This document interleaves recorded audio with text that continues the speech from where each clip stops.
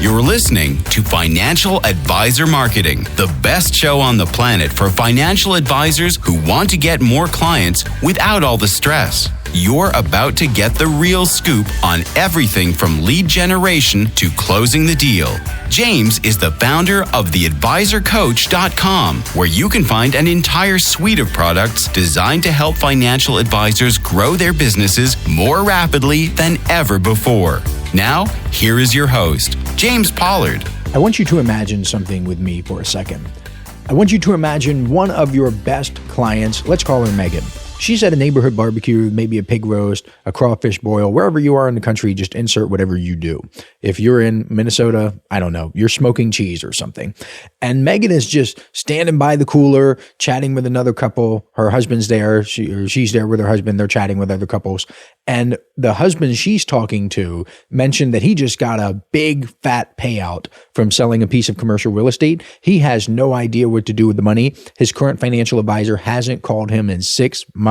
He's frustrated and he's looking around at his options. He doesn't really know what to do. And Megan, because she's one of your best clients, thinks of you. She likes you. She trusts you. She wants to help this guy. So she opens her mouth and says, "Oh, you should talk to my financial advisor. He's really good. He does like financial planning and investment stuff. He's been helping us for years. He's really smart." So the guy, the husband, asks for your contact information. Megan gives him your number or website or social media profile, whatever she has. Then she grabs another burger, or he does, whoever does, or pig roast. I don't know what you're doing, or the cheese smoking. They change the subject. They move on. That referral is dead. For lack of a better term, it is completely dead. Megan genuinely wanted to refer you, but the referral died because she did not have the words to describe you correctly. She tried to describe what you do, and what came out of her mouth was so generic and so indistinguishable from every other financial advisor on the planet that the guy she was talking to had zero reason to follow up. That is a messaging problem. It is a marketing problem, which is why I'm talking about it here. And until you fix it, every referral script, every client appreciation event, every ask for referrals reminder you put into your CRM, which is something that I recommend to financial advisors all the time, all of that stuff is built on a broken foundation. So today, I am going to show you exactly why your clients cannot refer you. It's not that they don't want to, they physically cannot, and what to do about it. I'm going to give you a specific framework for building what I call a referral-ready sentence. This is a single sentence, so simple and so compelling that any client can repeat it from memory at a dinner party and actually generate a phone call for you. This is one of the highest ROI marketing projects most financial advisors never do. So let's get into it. The financial advice industry has been obsessed with referrals for as long as I can remember. I got into the financial advisor space in late 2014, officially took the advisor coach on the road in 2015. So it's been more than a decade now that I've been helping financial advisors. And ever since that very first client that I had, we talked about referrals. I've read studies and research reports and white papers ever since then for more than 10 years now. And research reports go back a lot longer than that, about how financial advisors depend on referrals. The bulk of their business comes from referral marketing, and for a good reason. Referrals are awesome. They come with built-in trust. They cost basically nothing to acquire, at least in the way that a lot of financial advisors think about it. I mean, they cost your time and effort. You have to be good in order to get them, and that's a heavy price to pay. Nearly every advisor out there wants more referrals. So what has the industry done about it? They've created an entire ecosystem of referral marketing tactics. These are things like scripts and prompts and tracking systems and all sorts of gadgets to help you get more. And after all of those things, a lot of financial advisors are still disappointed in their referral numbers. They tell me, I don't know what they tell other people, but they tell me that they get a few here and there, but it's just not consistent. Or they'll say things like their clients love them, but they just don't refer. And the industry's response is that these financial advisors simply need to ask more often and in different ways. Oh my goodness, this is completely backwards because it treats the problem downstream when financial advisors ask for referrals. Like that is what is happening downstream. Okay. But The real problem is upstream at the message. When the actual referral happens or the conversation that the clients have with friends and family members, that is upstream. That's where the problem is happening. Financial advisors, more often than not, have a messaging architecture problem, and no amount of asking in multiple ways or different ways, however you do it, none of that is going to fix a broken message. So let me explain what I mean by that.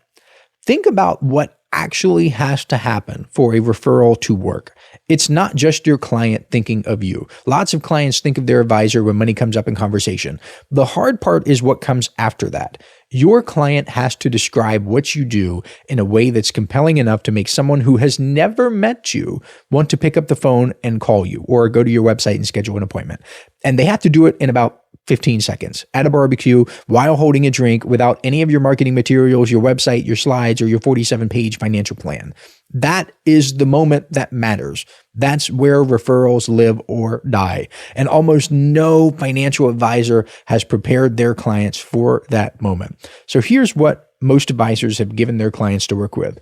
Go to your website right now, pull up your About page, read the description of what you do.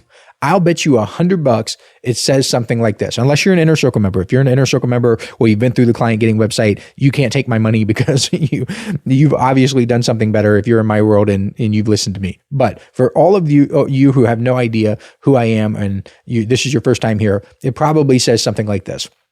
We provide comprehensive financial planning and investment management services to help our clients achieve their financial goals. With over 20 years of experience and a commitment to fiduciary excellence, we offer personalized strategies in retirement planning, tax optimization, estate planning, risk management, and wealth preservation. That's probably what's on your website. And I need to have you hear me when I say this. That sentence is absolutely useless for generating referrals. It contains zero specificity, zero differentiation, zero emotional resonance, and zero memorability. It could describe literally any financial advisor in the United States. You could swap out the name of any firm and it would still be accurate to a degree. It gives a listener, person, a visitor, no reason to care, no reason to remember, no reason to do anything at all. Comprehensive financial planning sounds clear and meaningful to you because you know exactly what it entails. To a civilian, somebody on the outside at a barbecue, it means absolutely nothing.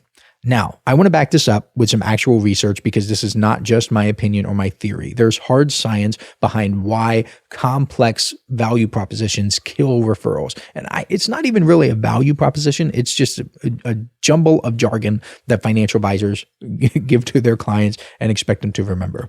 Psychological research has discovered that people can only hold 3 to 4 chunks of new information in their working memory at a time. That's it. It's actually why phone numbers are so short. I mean, if you ask people to remember a phone number, it's probably the upper limit of what they can remember. So what happens when your clients try to describe you and they're working with a mental list that includes financial planning, investment management, tax optimization, estate planning, insurance review, retirement income strategies, college funding, and charitable giving? Their brain can't hold all of it. It physically cannot. That's why I'm telling you in this episode, this is why your clients physically cannot give you referrals. So their brains do one of two things. Their brain either drops everything and remembers nothing, or it collapses all of those categories into one generic label, which is financial advisor, and you're back to square one. You've got no differentiation, no specificity. All that stuff just doesn't work for you. But here's something cool. Psychological research also shows that stories activate 7 times more brain regions than data and facts alone. So a value proposition wrapped into a story is neurologically stickier than a list of services or just other things that are boring to people. Something else to consider is the primacy effect, the recency effect. Basically, if you don't know what that is, people remember the first and last things they hear. So if your client starts describing you with, he's a certified financial planner with 20 years of experience, as if they would ever say that, but humor me here, and they end with, he does comprehensive wealth management, the listener's brain holds onto those two things, which is bad. But if the first and last things out of your client's mouth is something like, she helps people figure out when they can stop working and never run out of money, now the listener's brain holds on to an outcome.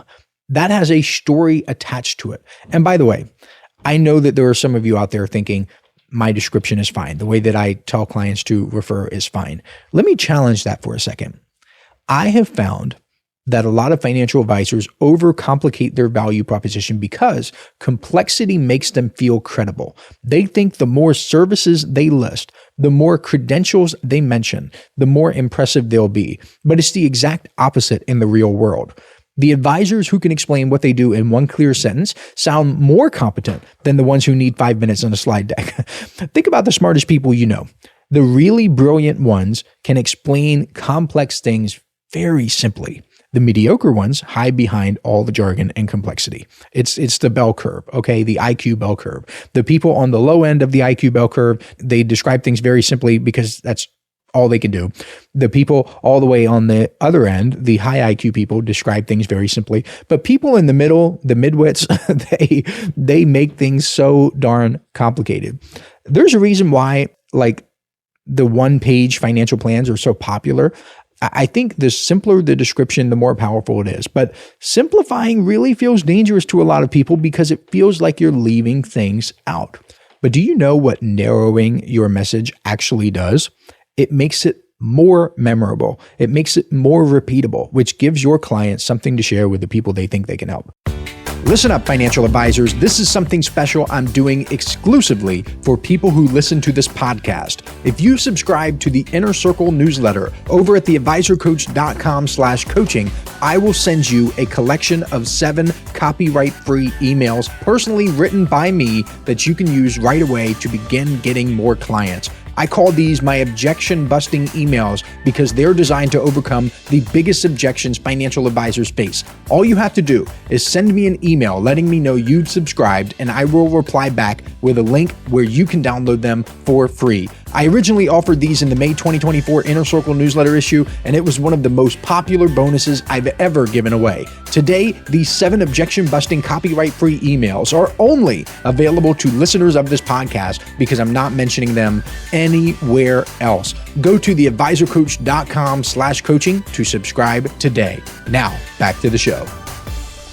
And that reminds me of something that I think a lot about in my own business.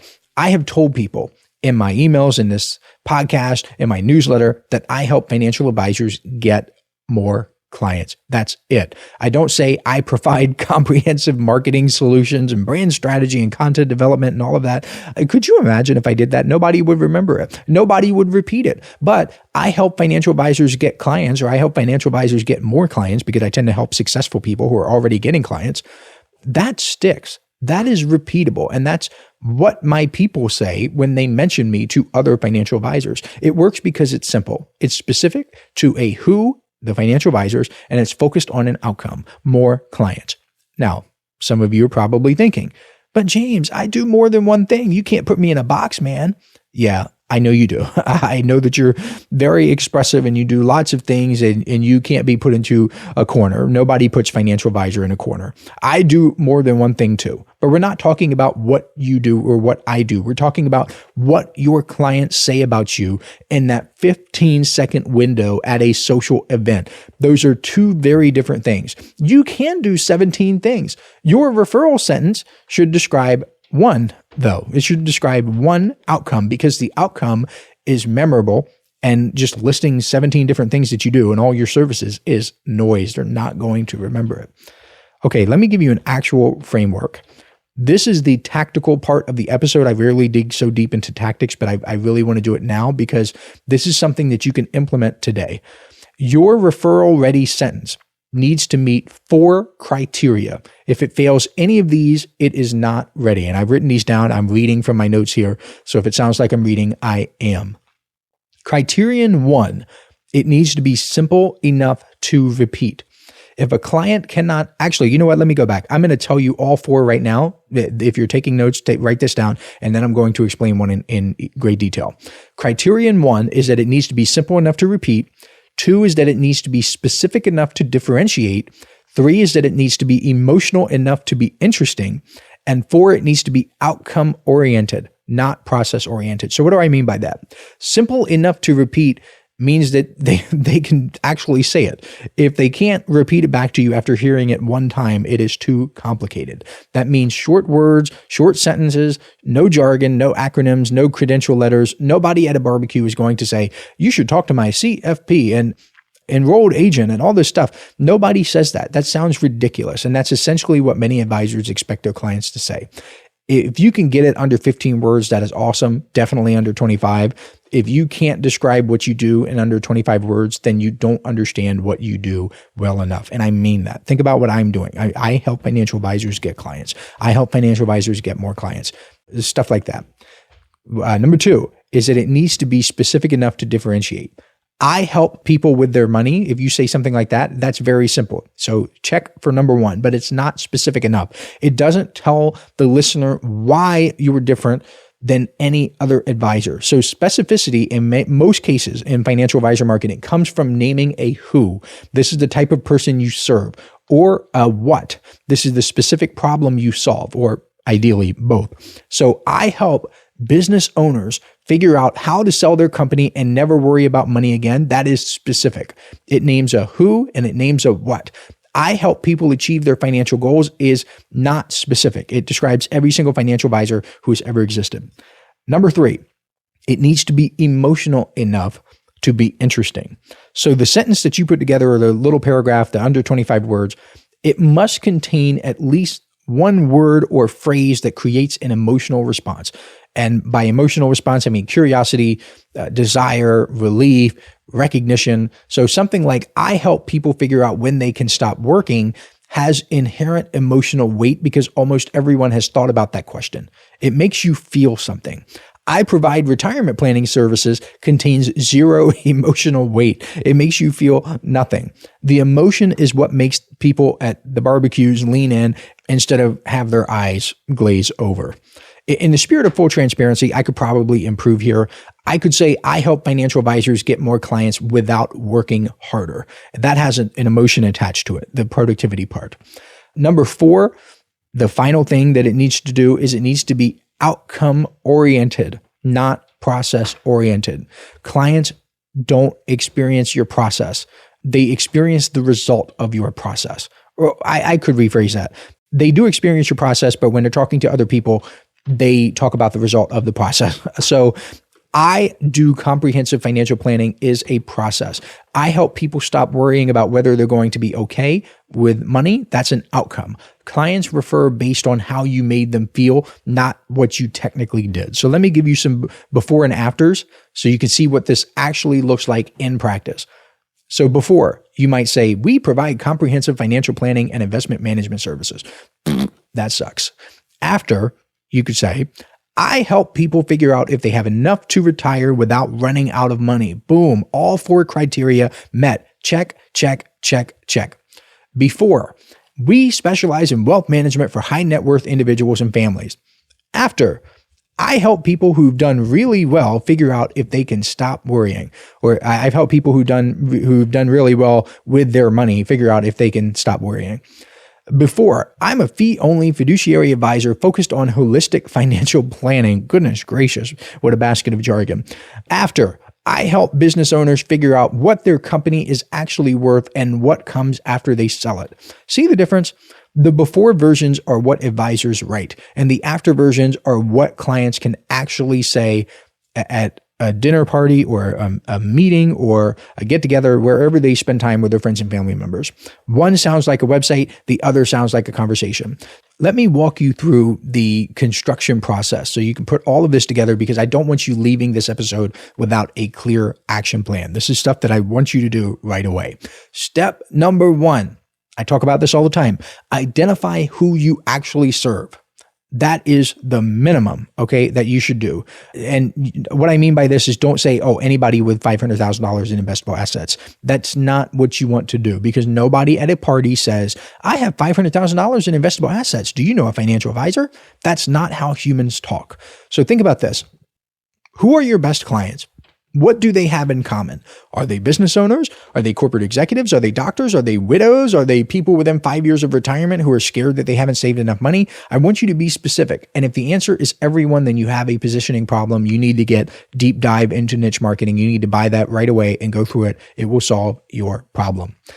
Number two, or step two in this process, is to identify the real problem you solve in your client's language, not your language, their language. This is so critical. It's where most advisors go wrong. You need to describe the problem in the words your clients use. And here's what I mean by that. When your clients describe why they hired you, what do they say? Not what do you wish they'd say, what do they actually say? So common things I hear from financial advisors when they listen is, I wanted to know if I was going to be okay. I was worried about running out of money. I didn't want to screw up the money from selling my business. I just wanted someone to tell me if I could retire. I needed someone to take all of this off my plate so I could stop thinking about it. That's what they actually say. Notice how none of those things contain the phrase comprehensive financial planning or holistic financial planning or any of that. They're all about feelings and outcomes and things like that.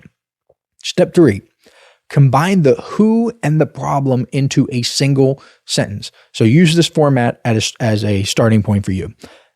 I help your specific type of person, your who, solve their specific problem or achieve their specific outcome. Then edit it ruthlessly. Remove every word that doesn't earn its place, that doesn't belong there. Remove every piece of jargon. Remove every abstraction. Read it out loud. If it sounds like a financial advisor wrote it, rewrite it. It should sound like something a normal human being would say when out and about in the real world. Those are sentences that clients can repeat. Those are sentences that make people lean in. Simple, simple, simple. And number four, step four here, test it, try it out, see if it works. This is the part that nobody does. It is probably the most important step. I want you to say your sentence or whatever you end up with to your spouse, to your neighbor, to your barber, anyone who is not in the financial services industry, anyone who does not give financial advice for a living. Then ask two questions. What do you think I do based on this sentence? I mean, obviously, I hope your spouse knows that you're a financial advisor, but just pretend. Say, if you didn't know me, what would you think that I do for a living? Do you know anyone who might need that? If they can answer both questions correctly and without hesitation, the sentence works. If they look confused or if they say things like, oh, you're a financial advisor? I didn't even know that. Then it doesn't work yet. Go back to step three. This is referral infrastructure. This is the foundation that every referral strategy sits on top of. And without it, everything else is just performance. Think about it this way. We're running up on time here for the podcast episode. I want to wrap it up, but you can run the most beautiful client appreciation events. The steak is perfect. If it's a dinner, the wine is flowing. Your clients are having a wonderful time. And at the end, you stand up and say, we love referrals, so if you know anyone who could benefit from our services, we'd love an introduction. And then your clients go home, and the next time someone mentions money, they say, he's a financial advisor. He's really good. You should call him. Well, the beautiful, amazing steak dinner client appreciation event didn't fix the problem because the problem, again, remember, it's not downstream. It was never the context for the ask itself. The problem was upstream. It was the message your clients carry in their heads about what you do. If the message is generic, then no amount of asking in any context will make it specific simply because they don't have the data. They don't know how to make it specific. They don't know what they're supposed to say. But if you give them a clear, vivid, repeatable sentence that they can say, you don't even need the fancy stuff that people try to sell you. You don't need a referral event. You don't need a script. I mean, this is a script, yes, but it's a way for them to describe what you do. Your clients will refer you naturally because when money comes up and they think of you, they have something compelling to say. Alrighty, that is enough for today. I hope you found this helpful. I don't really talk too much about referral marketing anymore because I'd much rather do stuff I can control and scale. I like online ads and social media marketing and direct mail marketing and email marketing because I could just wake up and get in front of thousands of people without really changing my clothes or doing anything. I just sit around all day and get in front of people. But I've gotten lots of requests to talk about referral marketing. So this is my referral marketing episode. Thank you so much for listening. As always, I'm so grateful for you for being here, and I will catch you next week. This is thepodcastfactory.com.